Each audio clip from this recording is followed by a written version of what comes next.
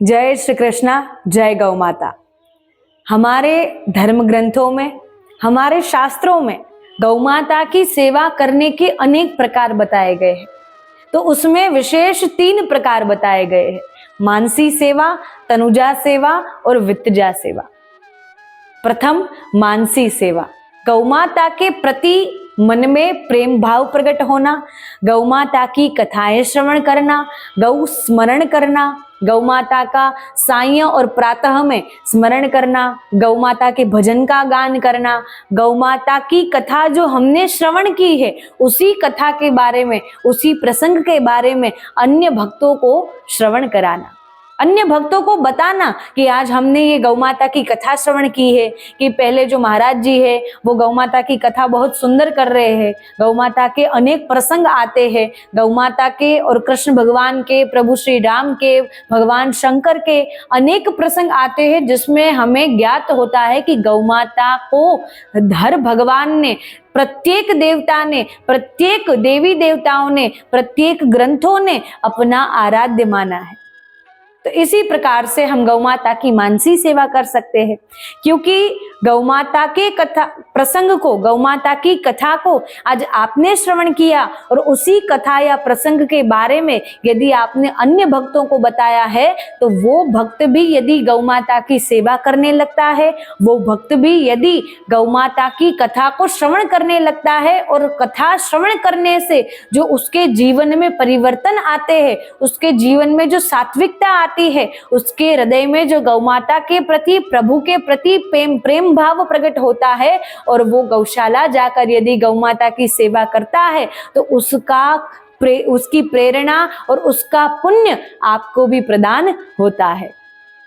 तो इसी प्रकार से हम सुंदर गौ माता की सुंदर मानसी सेवा भी कर सकते हैं। दूसरा प्रकार है तनुजा सेवा।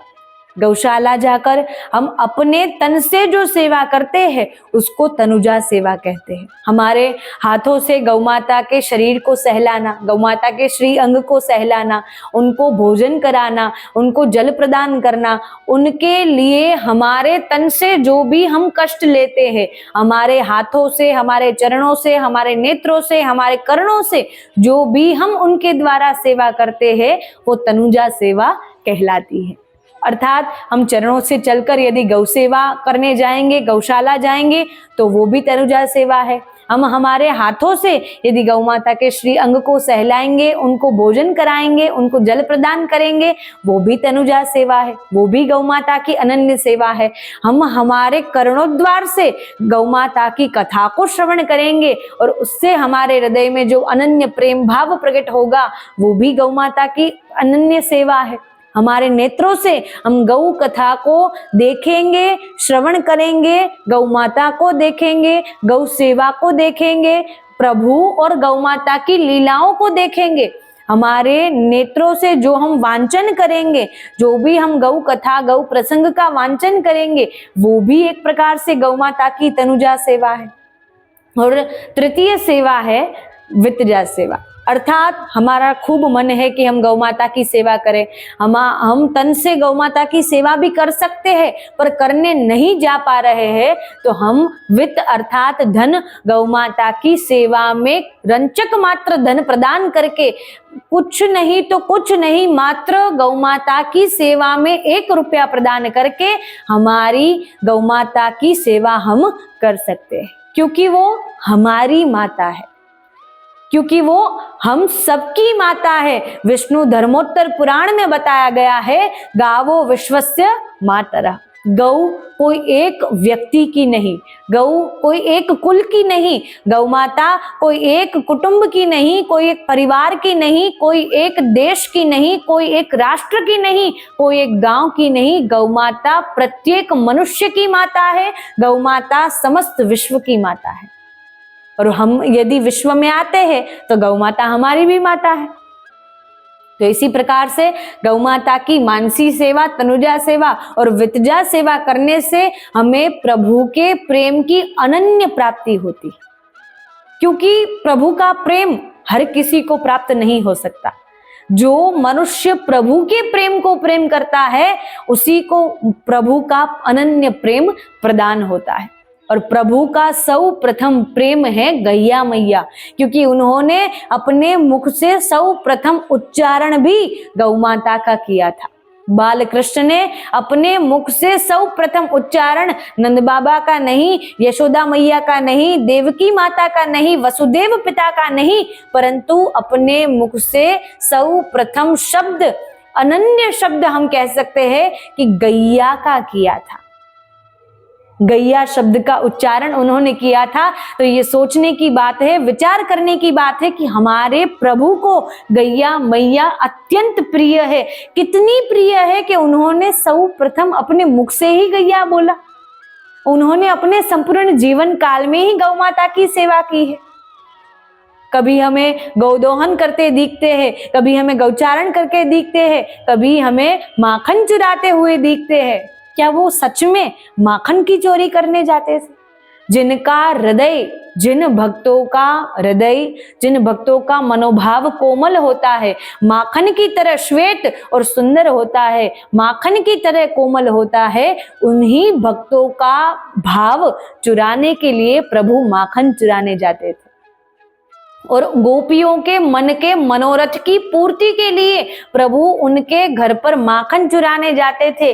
कभी कभी हमें दिखेगा कि गोपियां उनको चिढ़ा रही है, गोपियां उनको खिजा रही है, उनको डांट रही है, परंतु हमें यह ज्ञात नहीं है गोपियां अपने मन में यही इच्छा प्रकट कर रही है, यही इच्छा से वो माखन का बिलौना करती है, यही इच्छा से वो माखन बनाती है कि आज कब कन्हैया आएगा और कब ये माखन चोरी करके जाएगा। उनकी मन से, हृदय से इच्छा ही यही है, परंतु अपने घर वालों के सामने, अपने घर के लोगों के सामने तो ऐसा दिखाना पड़ेगा कि कन्हैया आकर माखन चोरी करके गया है। आज कन्हैया को खूब डांट लगाऊंगी कि आज कन्हैया आया और मेरी मटकी फोड़ के चला गया। उनके मन में ये भाव था कि आज प्रभु आए और मेरे घर का माखन अरोग कर जाए। उनके मन का ये सुंदर भाव था।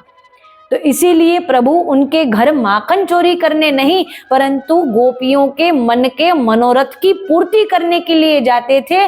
उनका भाव पूर्ण हो, उनकी भाव की पूर्ति हो, इसीलिए उनके घर माखन की चोरी करने जाते थे। और एक कारण ये भी था कि गोपियां अपने रसोई घर में गोबर का लिंपन करती है, गोबर लेपन करने के बाद कृष्ण कन्हैया को स्मरण करती है, इसीलिए उनके स्मरण की पूर्ति करने के लिए प्रभु उनके घर पे माखन चोरी करने के लिए जाते थे।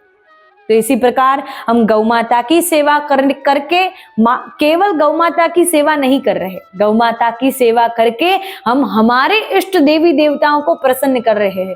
केवल श्री कृष्ण नहीं, केवल श्री राम नहीं, केवल भगवान शंकर नहीं, परंतु प्रत्येक देवी देवताओं की आराध्य रही है गौ माता। प्रत्येक देवी देवताओं के जीवन में उनकी आराध्य यदि कोई है, उनके लिए यदि कोई आराध्य है, उनके लिए यदि कोई पूजनीय है, उनके लिए यदि कोई वंदनीय है, उनके लिए यदि कोई आदरणीय है, तो वो मात्र केवल गौ माता है। तो इसीलिए गौ माता की सेवा करके केवल हम पूर्ण पुरुषोत्तम भगवान श्री कृष्ण को नहीं, अपने इष्ट देवी देवताओं की भी प्रसन्नता की प्राप्ति कर सकते हैं, क्योंकि गौ माता रूपी आशीर्वाद सर्व जगत के मनुष्य को प्रदान है।